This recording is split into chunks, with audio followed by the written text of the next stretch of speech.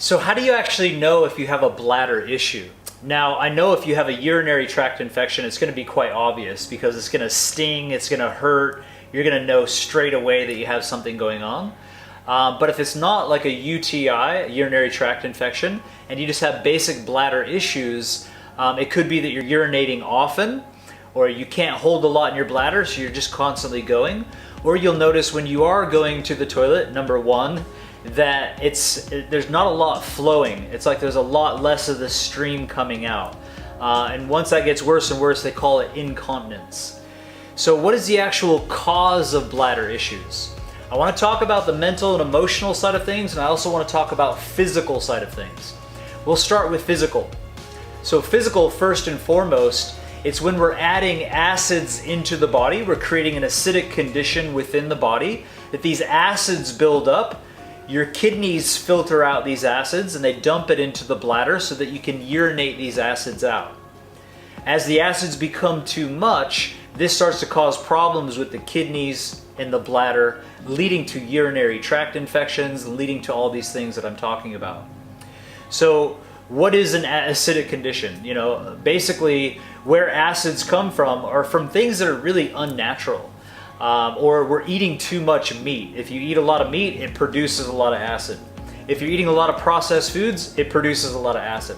If you're drinking a lot of alcohol, that's making a lot of acids. If you're drinking coffee and caffeinated beverages and energy drinks and just really like fast food and too much fats, really just a bad diet in general, is creating an acidic condition inside of the body. So how do we correct the physical condition? You could take something called greens, which is a product that I have, that essentially alkalizes the body and gives you all the good nutrients to build your blood and get rid of some of these acids. But ideally, it really is, you know, not eating so much chocolate, drinking so much alcohol, too much coffee, processed foods, fast foods, and having more of a, you know, plant-based, fresh fruits, vegetables, etc.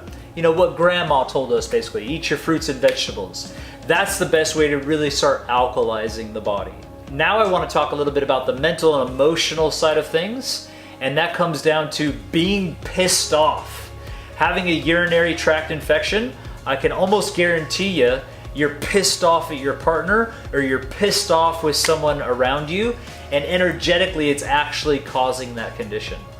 So if you have something going on with your bladder or some type of infection, really assess, like, am I actually really pissed off at myself? Am I pissed off at someone else? And even the saying pissed off is coming down to our pisser. It's healing that. So looking at that and coming into a place of forgiveness and compassion and just not being pissed off. The last thing I want to discuss is basic hygiene.